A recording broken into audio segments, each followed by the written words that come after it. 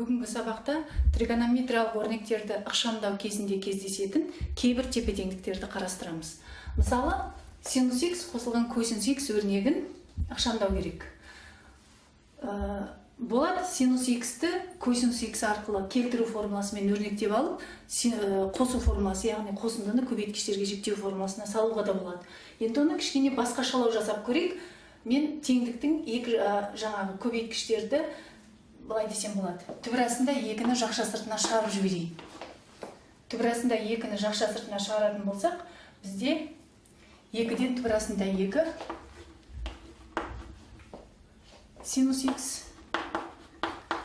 плюс 2-ден түбірасында 2 косинус x деген өрнек қалады. Яғни бұл теңдіктің дұрыс екендігін тексеру үшін көбейтудің үлестірімділік заңы бойынша түбірасында 2-ні жақша ішіндегі өрнектерге көбейтсек жеткілікті. Түбірасында 2-ге көбейтсек 2, 2-ні 2-ге бөлсек 1 болады. Яғни синустың коэффициенті 1 қайтадан шығады. Түбірасында 2-ні түбірасында 2-ге көбейтсек 2, оны 2-ге бөлсек қайтадан косинустың коэффициенті шығады. Енді осы жерден синус x-тің өзін жазып, ал 2-ден түбірасында 2-ні косинустың функциясы ретінде жазатын болсақ, косинустың 2-ден түбірасында 2 болатын мәні пи бөлінген 4-тегі. Яғни косинус пи бөлінген 4 деп ауыстырып жазсақ болады. Яғни 2-ден түбірасында 2-нің орнына косинус пи бөлінген 4-ті қойдық. Себебі олар өзара тең. Тура солай косинус x-тің өзін жазайықты, ал 2-ден түбірасында 2-ні синусқа келтіреміз. Яғни синустың пи бөлінген 4-тегі мәні 2-ден түбірасында 2-ге тең екенін еске түсіреміз. Енді осы жазудан синус альфа косинус бетта плюс косинус альфа синус бетта. Бұл синустың қосу формуласы. Яғни түбірасында 2 синус x қосу пи бөлінген 4 болады деп жазуға болады. Яғни бұл әсіресе теңдеулерді шешу кезінде қосымша бұрыш енгізу әдісінде қолданылады. Осы сияқты синус минус косинус x болған жағдайда да жазуға болады. Синус x минус косинус x болса, осы тек қана мына плюстың орнына біз минус деп ауыстырып шығатын болсақ, онда синус альфа минус бетта формасына келер еді. Бүйтіп бірден жаза саламыз. 2 синус x минус пи бөлінген 4 деп жазсақ болады. Өрнектерді ықшамдағанда және теңдеулерді шешкен кезде жиі қолданылатын тағы бір өрнек. Яғни синустың 4 дәрежесі x минус косинустың 4 дәрежесі x өрнегін ықшамдау керек. Ол үшін біз синус квадрат x-тің квадраты косинус квадрат x-тің квадраты деп жазып алсақ болады.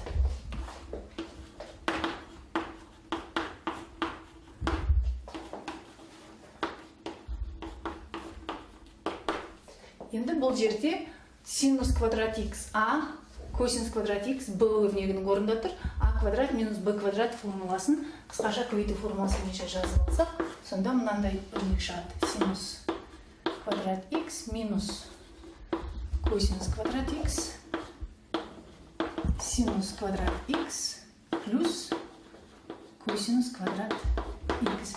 Енді біз өзіміз білеміз, синус квадрат x пен косинус квадрат x-тің қосындысының 1 екенін 1-ге тең. Ал енді синус квадрат x пен косинус квадрат x-тен минусты жақша сыртына шығарып жіберсек, өрнектердің орны ауысып жазылады. Минус синус квадрат x.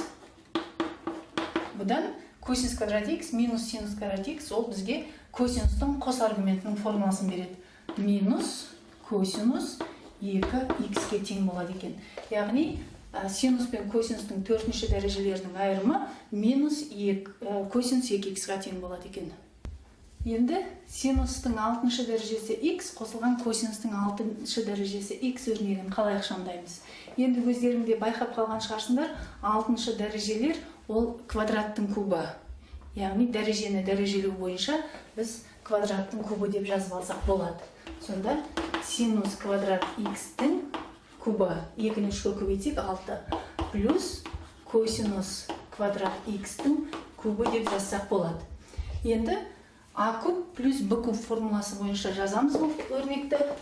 Сонда бізде бірінші жақшада а плюс b, яғни синус квадрат x қосылған косинус квадрат x болады.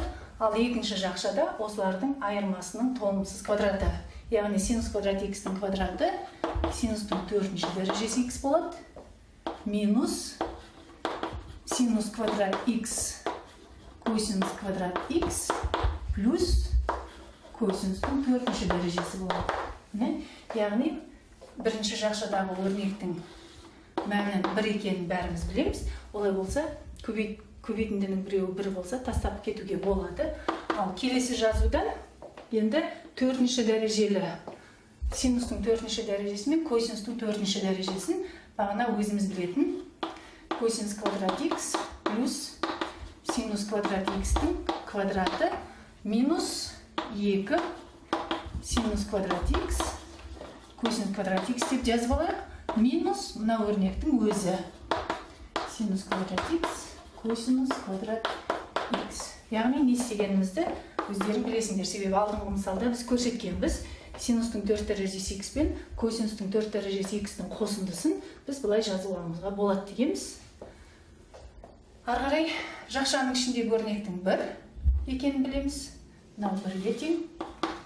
1-дің квадраты 1 минус бізде екеуі бірдей таңбада тұр. Және синус квадрат x косинус квадрат x, синус квадрат x косинус квадрат x. Яғни ұқсас мүшелер қосылып кетеді. 3 болады. Енді біз бағанағы формулаға келтіріп алу үшін былай деп жазамыз. 1 минус 3 бөлінген 4 көбейту 2 синус x көбейтілген косинус x-тің квадраты десек. Егер жақшаны ашатын болсақ, 2-ның квадраты 4, ол 4 мына 4-пен қысқарып кетер еді, мына бастап күшіміздің өзі шығар еді. Содан кейін синус пен косинустың квадраттарының қосындысы қалады. Яғни тепе-теңдік сақталып тұр. 1 минус 4-тен 3, жақшаның ішіндегі өрнек синус 2x, оны квадраттасақ, синус квадрат 2x болады. Яғни осы өрнектің ықшамдалған түрлерін есте сақтап алсақ, болашақта өрнек ықшамдаған кезде, яғни синустың 6 дәрежесі x, косинустың 6 дәрежесі x өрнегінің орнына мына соңғы шыққан нәтижені жазуға болады.